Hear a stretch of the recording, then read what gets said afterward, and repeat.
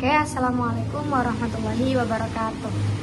Perkenalkan, nama saya Cahaya Fairuza Azarin Ramadhani dengan NIM 240204110050. Jadi saya di sini akan memenuhi tugas mata kuliah Ulum Hadis 2. Oke. Sebelum itu, jadi di sini saya akan menjelaskan tentang kriteria kesahihan matan hadis seperti yang dijelaskan oleh Dr. Andes Indal Abror, MAG, di dalam bukunya di sini. Ilmu matan hadis. Oke. Nah, di sini beliau menyebutkan bahwa kesahihan matan hadis itu dikategorikan menjadi ada 2 syarat, terhindar dari syadz dan terhindar dari ilat, dan juga 3 ya berarti, dan juga terhindar dari beberapa cacat. Nah, kayak terhindar dari motorib, dari muharraf, dari ziyadatus thiqah dan lain-lain. Nah, sebelumnya saya akan menjelaskan syadz itu seperti apa, ilat itu seperti apa, sepaham saya gitu ya. Jadi tidak ada syadz. Jadi syarat sahih matan yang pertama yaitu tidak ada syadz di dalamnya, tidak mengandung unsur syadz. Nah, apa sih syadz itu? Syadz adalah matan hadis yang bertentangan dengan riwayat lain yang lebih kuat atau prinsip umum dalam Al-Quran dan hadis mutawatir. Jadi hadis itu dikatakan sahih matannya ya, itu ketika matan itu tidak bertentangan dengan riwayat lain yang lebih kuat, tidak bertentangan dengan ajaran prinsip umum Al-Quran, dan juga tidak bertentangan dengan hadis yang mutawatir.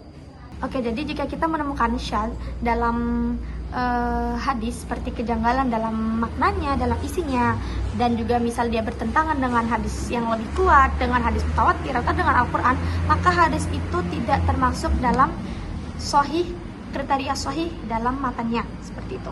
Oke, selanjutnya yang kedua yaitu tidak mengandung ilat, jadi terhindar dari unsur ilat di dalamnya. Oke, pertama, ilat itu apa? Ilat itu adalah suatu cacat yang tersembunyi, yang cacat itu bisa memengaruhi derajat kesahihan matan, tapi cacat itu tidak tampak secara zahir. Jadi cacatnya itu tersembunyi di dalamnya gitu.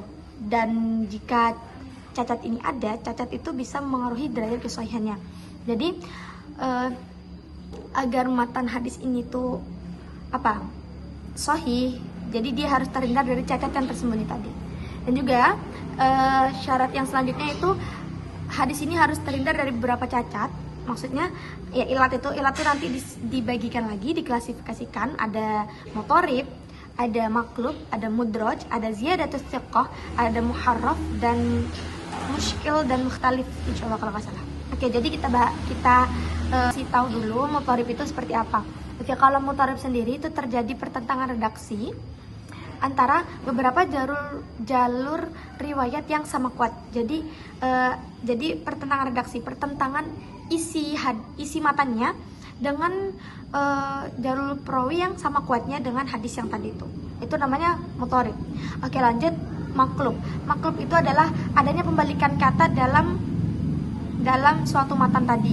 Itu adalah maklub. Lanjut mudraj. Mudraj adalah tambahan ucapan perawi yang itu bukan termasuk dari sabda Nabi. Itu namanya mudraj.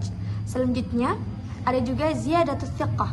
Ziyadatus thiqah adalah tambahan kata dari perawi yang thiqah, ya, akan tapi tambahan tadi itu bertentangan dengan riwayat lain, seperti itu. Itu namanya ziyadatus thiqah. Selanjutnya ada muharraf atau mushaf, yaitu kesalahan titik atau harokat yang dapat mengubah makna. Seperti itu. Jadi kesalahan meletakkan titik atau harakat yang dapat mengaruhi maknanya, itu namanya muharraf atau mushaf. Lanjut yang terakhir yaitu mukhtalif dan muskil. Itu adanya pertentangan makna hadis dengan hadis lain atau dengan dalil luar Al-Quran, misalnya Al-Quran atau mungkin yang lainnya, seperti itu. Nah, sebelum itu di sini saya tuh kebagian dan saya memilih juga ada 3 hadis. Tiga hadis ini membahas satu tema, yaitu tentang anjuran untuk menjauhi syubhat, dan juga di hadis bagian akhir tuh menjelaskan tentang iman ya, insyaallah. Jadi tapi fokus utamanya tetap di anjuran menjauhi syubhat. Nah, saya mengambil 3 redaksi hadis yang berbeda. Ini saya munculkan di sini ya. Ini ada tiga perawi, ada dari At-Tirmidzi, dari Ibnu Majah, dan dari Al-Bukhari, seperti itu. Nah, dari 3 hadis ini, 3 hadis yang redaksinya berbeda, ketika saya coba bikin bagian sanadnya, mereka ini bertemu di Asy-Sya'bi.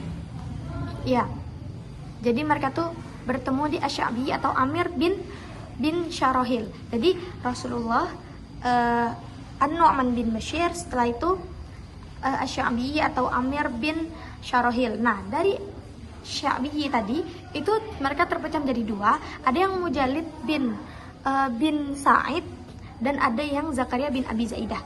Nah, lalu dari yang Mujalid itu satu jalur sendiri ya, nanti turunnya itu ke At-Tirmidzi. Jadi nanti setelah Mujalid bin Sa'id itu langsung Hamad bin Zaid dan juga Qutaibah bin Sa'id, baru At-Tirmidzi.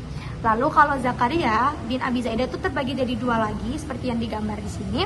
Itu dia ada yang ke Abdullah bin Al-Mubarak, ada yang Abu Nuaim atau Al-Fadl bin Dukain.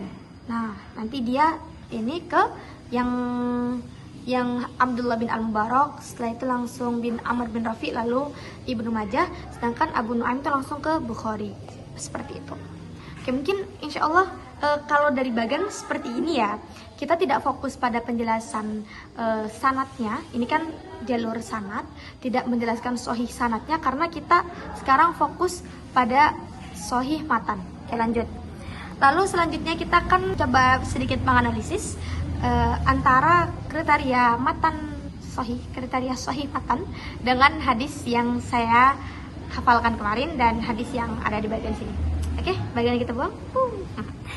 Kita mencoba menganalisis sedikit karena jujur ini saya juga baru belajar sedikit-sedikit dengan bertanya kepada yang lebih tahu, kepada teman-teman yang lain.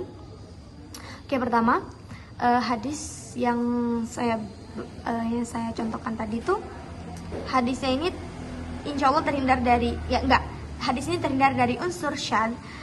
Tadi seperti yang saya katakan, syadz itu adalah isi hadisnya itu tidak bertentangan dengan hadis lain yang lebih kuat atau dengan prinsip umum Al-Quran.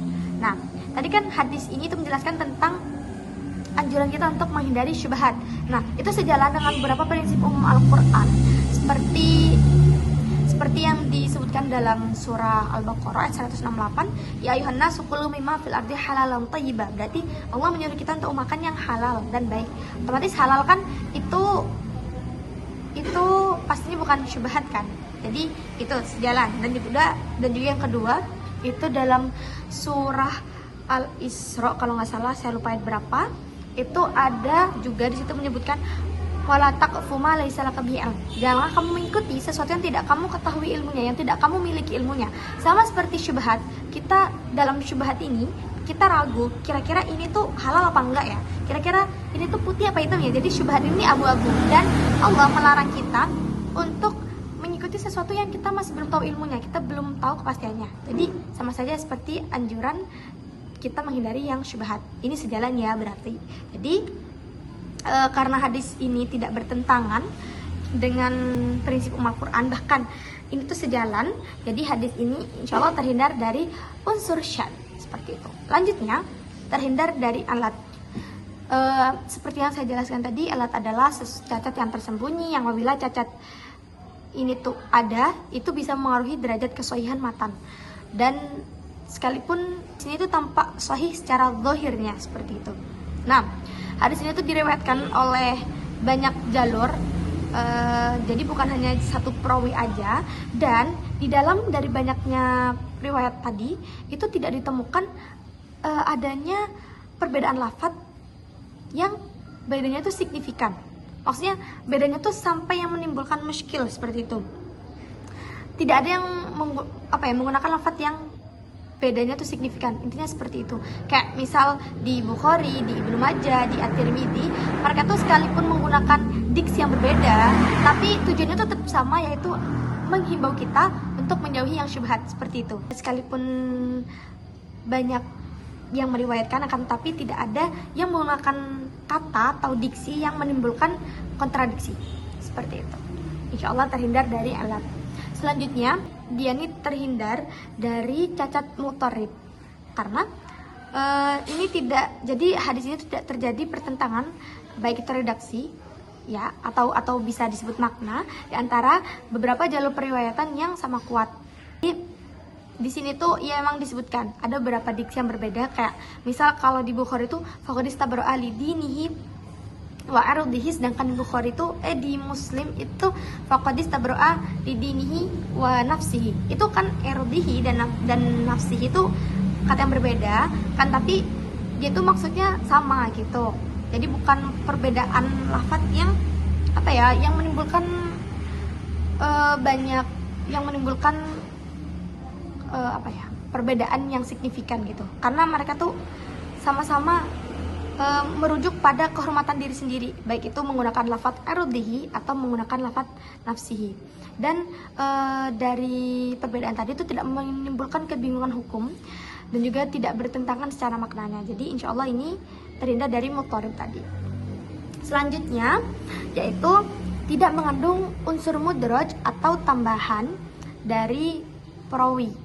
Nah, jadi di dalam hadis tadi tuh insya Allah dalam matanya itu tidak ada tambahan dari perawi, akan tapi itu real dari sabda Nabi. Seperti itu, maksudnya tidak ada komentar-komentar sahabat seperti itu. Jadi itu paham saya real sabda Nabi. Jadi insya Allah terhindar dari mudraj. Selanjutnya tidak mengandung unsur mukhtalif atau musykil.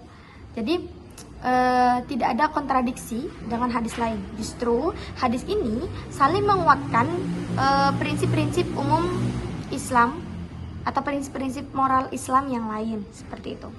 Tadi juga kan, dan juga tadi ini hadis itu juga terhindar dari, dan juga hadis ini terhindar dari ziyadatus thiqah atau tambahan kata dari perawi yang thiqah akan tetapi bertentangan dengan riwayat yang lebih kuat. Nah, ini tidak termasuk ya, sekalipun mungkin di hadis kalau nggak salah di Ibnu Majah itu beliau matanya tuh rada panjang, tapi tujuannya tuh bukan menambah yang menimbulkan pertentangan, akan tapi tambahan sebagai syarah, maksudnya biar kita tuh lebih paham dengan penjelasan yang lebih menjabar seperti itu. Jadi itu hanya sebagai syarah atau takyid ringan, jadi bukan sampai ke perubahan maknanya, sekalipun menggunakan diksi yang berbeda ya. Kayak Ibnu Majah itu kan rada panjang daripada hadis yang dua tadi, akan tapi itu cuman sebagai syarah aja, kayak menjabarkan yang lebih jabar seperti itu.